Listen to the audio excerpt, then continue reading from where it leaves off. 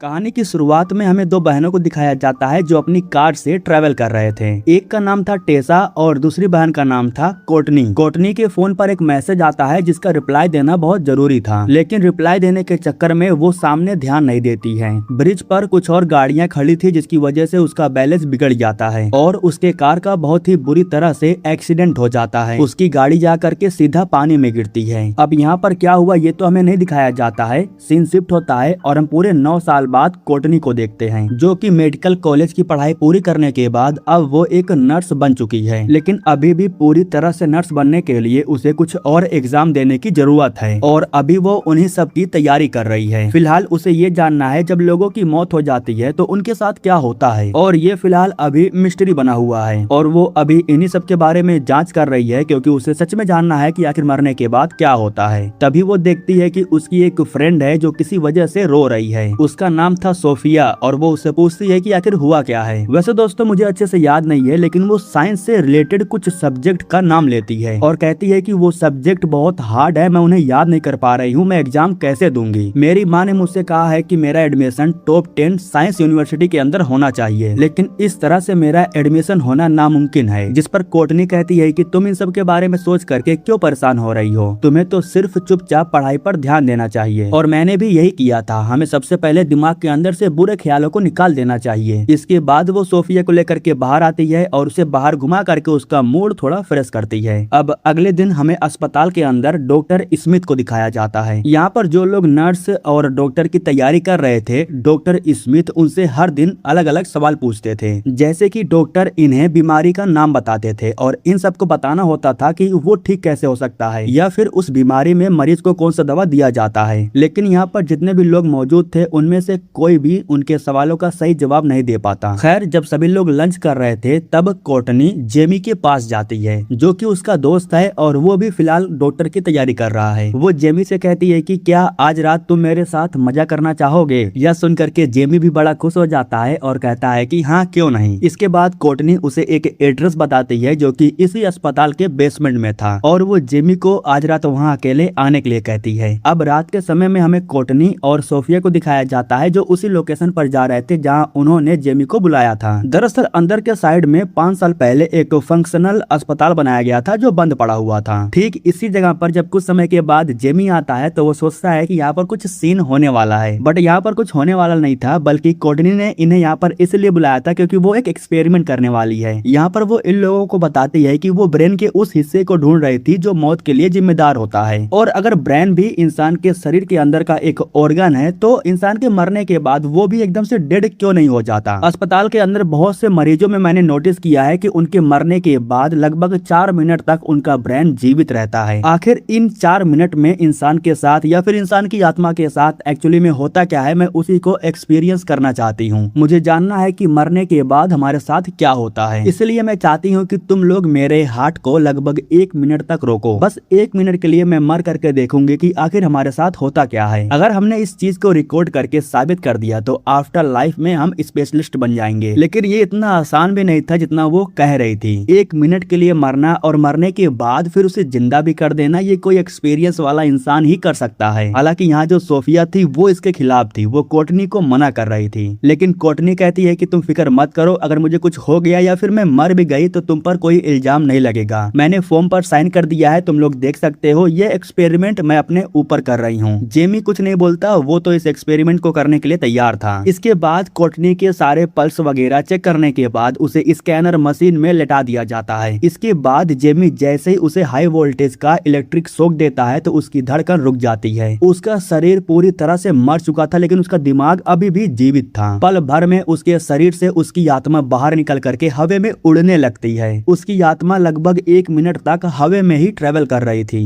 1 minute पूरा होते ही ये लोग उसे इलेक्ट्रिक शॉक दे करके उसे फिर से जिंदा करने लगते हैं, लेकिन कुछ नहीं होता। सोफिया को पता था कि ये इनके बस का नहीं है, इसलिए वो अपने दोस्त के पास मैसेज करती है। उसका नाम था रे और वो जैसे मैसेज को पढ़ता है तो भागते हुए बेसमेंट की तरफ जाता है। इधर ये लोग कोर्टनी को जिंदा करने की पूरी कोशिश कर रहे थे, लेकिन अभी भी हम देखते हैं कि उसकी आत्मा हवे में ट्रेवल कर रही है। उसके शरीर का जो आत्मा था वो इन सब को एक्सपीरियंस कर रहा था। ठीक उसी वक्त यहाँ पर रे आ जाता है और रे के पास ये एक्सपीरियंस है कि वो हार्ट को फिर से एक्टिव कर सकता है। मतलब कि उसे पता है कि हार्ट के अंदर जान कैसे लाना करना है। वो कोर्टनी को जिंदा कर देता है और ठीक उसी वक्त यहाँ पर मार्ला आ जाती है। दरअसल वो भी इनकी ही एक दोस्त है और वो रे का पीछा करते हुए यहाँ तक आई थी। एक्सपेरिमेंट पूरा हो जाने के बाद ये सभी लोग कोर्टनी के घर पर जाते हैं, जहाँ वो इन सबको अपना एक्सपीरियंस बता रही थी। वो बताती है कि किस तरीके से उसकी आत्मा शरीर से बाहर निकल करके हवा में ट्रेवल कर रही थी। मरने के बाद उसके दिमाग में जो कुछ भी हो रहा था उन सब को इन लोगों ने रिकॉर्ड भी किया था। ये लोग देखते हैं कि मरने के बाद उसके दिमाग के कुछ हिस्सों में बिजली कड़क रही थी, मतलब कि जैसे उसके दिमाग में करंट सप्लाई हो रहा हो। मरने के बाद जो उसने एक्सपीरियंस किया था वो काफी समय से बैठ करके उन्हीं सब के बारे में सोच रही थी। अगले दिन अस्पताल में क्लास के अंदर डॉक्टर स्मिथ सभी बच्चों से फिर से अलग अलग सवाल पूछते हैं। हर बार की तरह सवाल वैसा ही था कि अगर इंसान को ये बीमारी हुई है तो उन्हें कौन सा दवा देना चाहिए और उनका इलाज कैसे करना चाहिए। वैसे हर बार कोई भी बच्चा उनके सवालों का जवाब तो नहीं दे पा रहा था, लेकिन इस बार कोर्टनी के अंदर कुछ तो अलग जरूर हुआ था। वो उन सवालों के जवाब दे देती है जो आउट ऑफ सिलेबस था। यह देख करके उसके दोस्त भी काफी हैरान थे और सोच रहे थे कि आखिर इसे हो क्या गया। कल तक जो लड़की मुंह बंद करके बैठी रहती थी, आज वो फटाफट हर सवालों के जवाब दे रही है। रात को बार में आने के बाद वो काफी अच्छा पियानो भी बजा रही थी, जबकि उसने पियानो बजाना 5 साल पहले ही छोड़ दिया था। उसके दोस्तों को भी अच्छे से पता है कि वो 5 सालों से पियानो नहीं बजाई है। खैर, अब इसके बाद हमें कोर्टनी को घर पर दिखाया जाता है। रात के समय में वो शावर लेने की तैयारी कर रही थी, लेकिन तभी अचानक से उसे एक अजीब आवाज सुनाई देता है। जब वो जा करके चेक करती है तब उसे एहसास होता है कि उसके टब में कोई है। वैसे ये सीन काफी डरावना था, इसे देख करके वो काफी ज्यादा डर जाती है, लेकिन अगले ही पल अचानक से सब कुछ ठीक हो जाता है। ऐसा लग रहा था जैसे कि ये सच नहीं है बल्कि उसका दिमाग उसे ये दिखा रहा है। खैर, इसके बाद जब वो अपने दोस्तों के पास जाकर के उनसे मिलती है तो उन्हें इन सब के बारे में नहीं बताती है। इसके बाद हम देखते हैं कि जेमी इस एक्सपेरिमेंट को करने के लिए तैयार हो गया है। मरने के बाद इंसान के साथ क्या होता है उस चीज को वो भी एक्सपीरियंस करना चाहता था। इस बार जब वो मरता है ना, तो उसकी आत्मा हवा में नहीं उड़ रही थी बल्कि उसकी आत्मा उसे कुछ यादें दिखा रही थी। हम देखते हैं कि वो किसी लड़की के साथ बाइक पर घूम रहा है। ऐसा हो सकता है कि वो कभी किसी लड़की के साथ घूमा होगा, इसलिए मरने के बाद उसका दिमाग उसे ये चीज दिखा रहा है। मरने के बाद जैसे ही 2 मिनट पूरा होता है तो ये लोग जेमी को भी जिंदा कर देते हैं। दरअसल जेमी पूरे 2 मिनट तक मरा हुआ था। अगले दिन अस्पताल के अंदर हमें एक चौंका देने वाली बात मालूम चलती है। दरअसल जेमी ने एक मरीज को सही समय पर सही दवा दे करके उसकी जान बचा ली थी, इसलिए वो अपने दोस्तों के सामने फ्लेक्स मार रहा था, जबकि ये उसके बस का नहीं था। उसके दोस्त लोग भी यह जान करके काफी हैरान थे कि आखिर जेमी ने ये किया कैसे।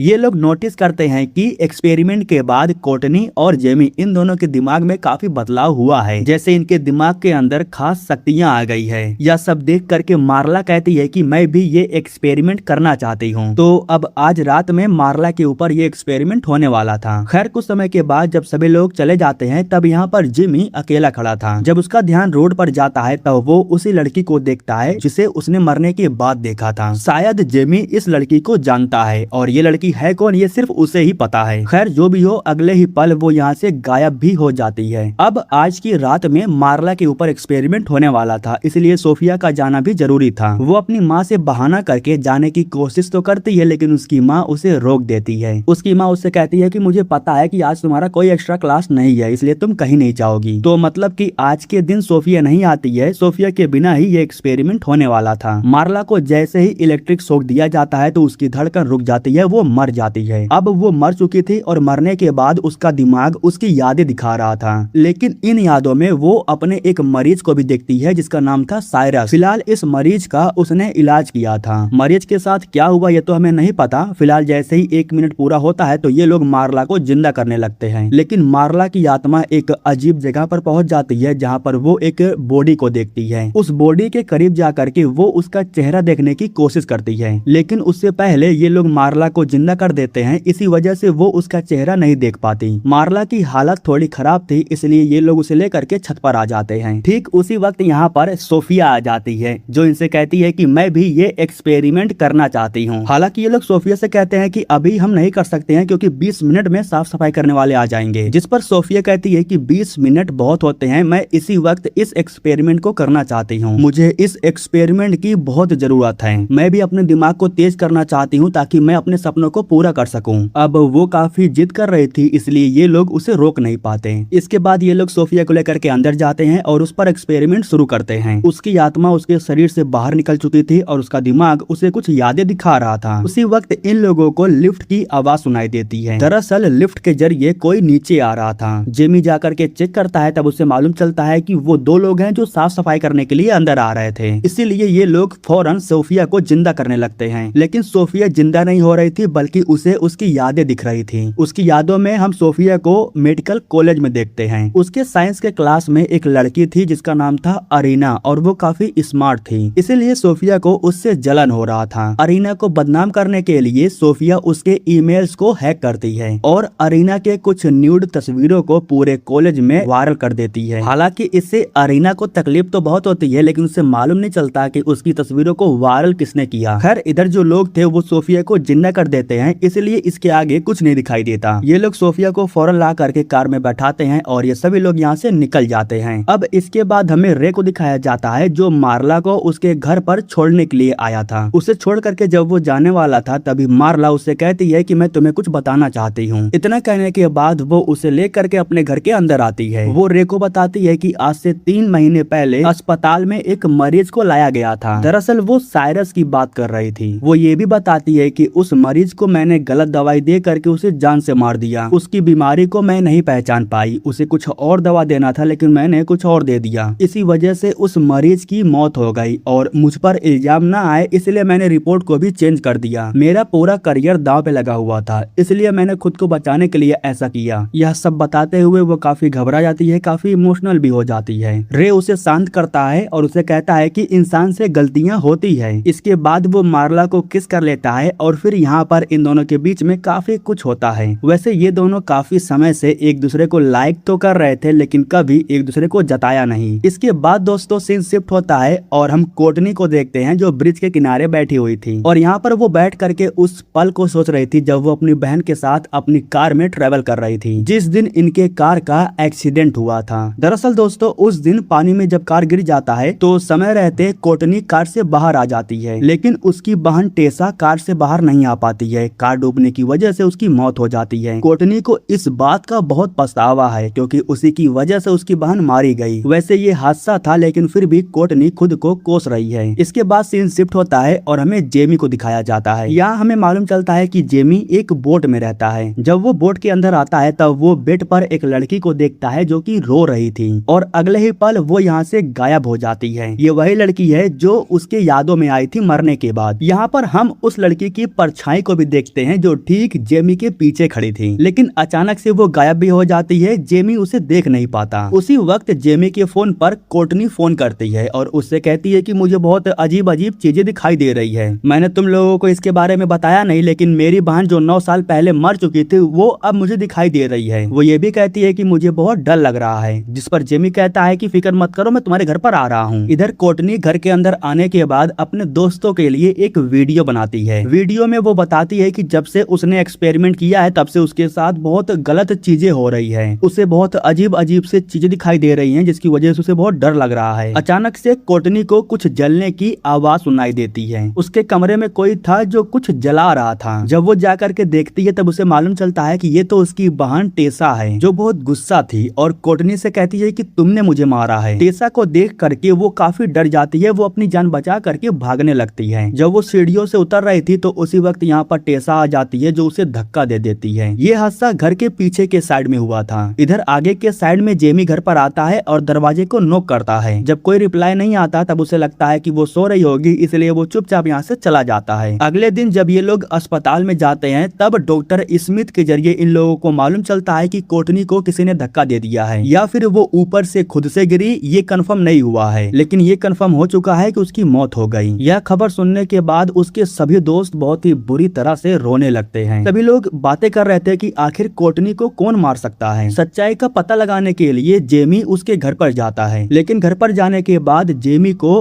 कोर्टनी के घर पर कुछ पेपर मिलता है। उसका फोन उसके घर पर नहीं था, इसलिए वो मार्ला के पास कॉल करता है और उससे कहता है कि कोर्टनी का फोन पोस्टमार्टम वाली जगह पर होगा, तुम्हें जा करके उसका फोन लेना होगा। उसके फोन के जरिए ही हम पता कर सकते हैं कि आखिर उसके साथ हुआ क्या है। इसके बाद मार्ला फोन को लेने के लिए नीचे के कमरे में जाती है जहां लाशों को रखा जाता है। अपने फोन से वो कोर्टनी के फोन पर कॉल करती है और इस तरीके से उसे कोर्टनी का फोन मिल जाता है। उसने सोचा कि यहाँ तक आ ही गई हूँ तो एक आखिरी बार अपने दोस्त को देख लेती हूँ। कोर्टनी की बॉडी को बाहर निकाल करके वो उसे देखने लगती है। जब वो बॉडी को दोबारा अंदर रख रहे थे तभी पावर कट हो जाता है। मार्ला जैसे ही अपने फोन के टॉर्च को ऑन करती है तो उसी वक्त पीछे के साइड वो साइरस की लाश देखती है, लेकिन तभी पावर आ जाता है जिसकी वजह से उसे लगता है कि ये सब कुछ उसका वहम था। इसके बाद हमें बोट के अंदर जेमी को दिखाया जाता है। उसे अपने बोट के अंदर किसी की परछाई दिखाई देती है। जब वो शावर लेकर के बाहर आता है तब उसे एक लड़की की आवाज सुनाई देती है। वो लड़की उसके पीछे खड़ी थी और वो जेमी को पुकार रही थी। जेमी उसे देख करके बहुत डर जाता है, वो भाग करके बाहर आ जाता है, लेकिन उसी वक्त एक बार फिर से वो जेमी के पीछे आ जाती है। जेमी डर जाता है और वो पानी में गिर जाता है। जब वो पानी से निकलने की कोशिश कर रहा था तो उसी वक्त वो लड़की उसके हाथों पर चाकू से हमला कर देती है और फिर अचानक से गायब हो जाती है। इसके बाद सभी दोस्त एक होटल में मिलते हैं जहां ये लोग कोर्टनी के वीडियो को देख रहे थे। वीडियो के जरिए इन्हें मालूम चलता है कि कोई तो उसके पास था जिसे देख करके वो डर रही थी। मार्ला कहती है कि उस एक्सपेरिमेंट के बाद हमारे पाप हमारे सामने आ रहे हैं, हम सबको हमारे पापों की सजा मिल रही है, इसीलिए हम सबको एक दूसरे की सच्चाई बतानी होगी। सोफिया कहती है कि साइंस की क्लास में मैंने एक लड़की की कुछ फोटोज को वायरल कर दिया था, जिसकी वजह से कॉलेज के सभी लोगों के सामने उसे बहुत शर्मिंदा होना पड़ा था। इसके बाद जेमी बताता है कि जब वो कॉलेज में था तब उसने एक लड़की को प्रेग्नेंट कर दिया था। हालांकि अबॉर्शन के लिए हम दोनों तैयार हो गए थे, लेकिन जिस दिन अबॉर्शन होने वाला था उस दिन मैं उस लड़की को छोड़ करके भाग आया था। दरअसल मुझे बहुत डर लग रहा था, इसलिए मैं उसे छोड़ करके भाग आया, लेकिन पता नहीं क्यों अब वो लड़की मुझे भूत की तरह दिखाई दे रही है, जबकि वो अभी भी जिंदा है। आखिर ये कैसे हो सकता है? आज उसने मेरे ऊपर चाकू से हमला भी किया, इसीलिए अब मुझे डर लगने लगा है। लेकिन रे को इन सब की बातों पर विश्वास नहीं हो रहा था, उसे लग रहा था कि ये सब कुछ बकवास है। अब अगले दिन हमें सोफिया को अस्पताल के अंदर दिखाया जाता है। यहाँ पर हम सोफिया के पीछे एक लड़की को देखते हैं, लेकिन सोफिया उसे नहीं देखती है। जब वो लिफ्ट के सहारे सेकंड फ्लोर पर जा रही थी तब लिफ्ट उसे टॉप फ्लोर पर लेके चला जाता है। यहाँ पर उसे एक काफी अजीब सा कमरा दिखाई देता है। यहाँ सोफिया को अरीना की एक झलक भी दिखाई देती है, जिसको देख करके वो डर जाती है और अगले ही पल सब कुछ ठीक हो जाता है। दरअसल ये सब कुछ उसका दिमाग उसे दिखा रहा था। वो काफी डरी हुई थी, इसलिए वो जा करके जेमी से मिलती है और जेमी के साथ उस जगह पर जाती है जहाँ अरीना काम करती है। दरअसल सोफिया ने कॉल करके पता लगा लिया था कि अरीना यहीं पर काम करती है, इसीलिए वो यहाँ पर आकर के अरीना को सच्चाई बता करके उससे माफी मांगती है। जब उसे मालूम चलता है कि सोफिया ने उसके फोटोज को वायरल किया था तो यह जान करके उसे बहुत दुख होता है, लेकिन फिर वो कहती है कि अब इसका क्या फायदा। इतना कहने के बाद वो रोते हुए यहाँ से जाने लगती है। सोफिया उसके पीछे जा करके उससे माफी मांगती है, जिसके बाद अरीना कहती है कि ठीक है कोई बात नहीं, मैंने तुम्हें माफ कर दिया। यह सुन करके सोफिया भी काफी खुश हो जाती है। इसके बाद जेमी बाहर जाता है और वो कॉल करता है मार्ला के पास। वो मार्ला से कहता है कि तुमने जो पाप किया है उसे स्वीकार कर लो और माफी मांग लो। ये काम कर रहा है, सोफिया ने ये किया और मैं भी यही करने जा रहा हूँ। इसके बाद जेमी उस लड़की से माफी मांगने के लिए जाता है जिसको उसने प्रेग्नेंट कर दिया था। दरअसल उसका नाम था लायला और वो जेमी को देख करके काफी शौक में रह जाती है। यहाँ जेमी को मालूम चलता है कि उसका एक बच्चा है, मतलब कि उसने अबॉर्शन नहीं करवाया, उसने बच्चे को जन्म दिया है। जेमी कहता है कि मैं बहुत डर गया था, मुझसे बहुत बड़ी गलती हो गई, मुझे माफ कर दो, मुझे बहुत पछतावा हो रहा है, मैं तुम्हारी हेल्प करना चाहता हूँ, तुम्हें जो चाहिए मैं सब दूंगा, प्लीज मुझे माफ कर दो, मुझे बहुत पछतावा हो रहा है, मैं तुमसे माफी मांगने के लिए आया हूँ। यहाँ लायला भी उसे माफ कर देती है। इसके बाद हमें मार्ला को दिखाया जाता है। वो रात में सोने की कोशिश कर रही थी, लेकिन उसे बुरे सपने आ रहे थे। सपनों में उसे वही मरीज दिखाई दे रहा था जिस मरीज को उसने गलत दवाई दे करके उसे जान से मार दिया था। सुबह उठते ही उसे एहसास होता है कि माफी मांग लेना ही बेहतर होगा। वो तुरंत अस्पताल जा रही थी साइरस से माफी मांगने के लिए, तभी अचानक से उसके पीछे साइरस आ जाता है जो उसके मुंह को दबा करके उसे जान से मारने की कोशिश करता है। वैसे इस चीज का एहसास सिर्फ मार्ला को हो रहा था। इसके बाद हमें अस्पताल के अंदर रे को दिखाया जाता है। मार्ला ने उसके पास एक मैसेज किया था जिसमें वो कह रही थी कि वो ये सब कुछ रोकने जा रही है, इसलिए रे काफी डर जाता है और वो दोस्तों के पास कॉल करके इसके बारे में बताता है। जब वो भागते हुए पार्किंग एरिया में जाता है तब वो मार्ला की कार देखता है। इससे वो समझ जाता है कि मार्ला उसी जगह पर गई है जहाँ एक्सपेरिमेंट हो रहा था। ये लोग देखते हैं कि वो लगभग 4 मिनट से मरी पड़ी हुई है। मार्ला ये इसलिए कर रही थी क्योंकि वो साइरस से माफी मांगना चाहती थी। इस वक्त ये दोनों आत्माओं की दुनिया में थे और यहाँ पर जो साइरस था वो मार्ला के ऊपर हमला कर देता है। वो मार्ला को पकड़ता है और उसे अपने साथ ले करके एक अजीब कमरे में जाता है। यहाँ पर वो मार्ला को टब में डुबा करके उसे जान से मारने लगता है। साइरस उसकी आत्मा को जान से मार देता है। अब जैसे कि उसकी आत्मा मर चुकी थी तो उसकी बॉडी का जिंदा होना ये तो नामुमकिन था, लेकिन फिर भी भी रे हार नहीं मानता। वो एक दवाई को इंजेक्शन के जरिए उसके दिल तक पहुंचाता है। अब इस दवाई में पता नहीं क्या था, लेकिन इसकी वजह से उसके शरीर में थोड़ा जान आ जाता है, जिसकी वजह से उसकी आत्मा जिंदा हो जाती है। रे उसे जैसे ही हाई वोल्टेज का इलेक्ट्रिक शॉक देता है तो उसकी आत्मा वापस से उसकी बॉडी में आ जाती है और इस तरीके से मार्ला जिंदा हो जाती है। इसके बाद वो डिसाइड करती है कि उससे जो गलती हुई है वो डॉक्टर के सामने उसे कबूल करेगी और वो अपनी गलती कबूल भी करती है।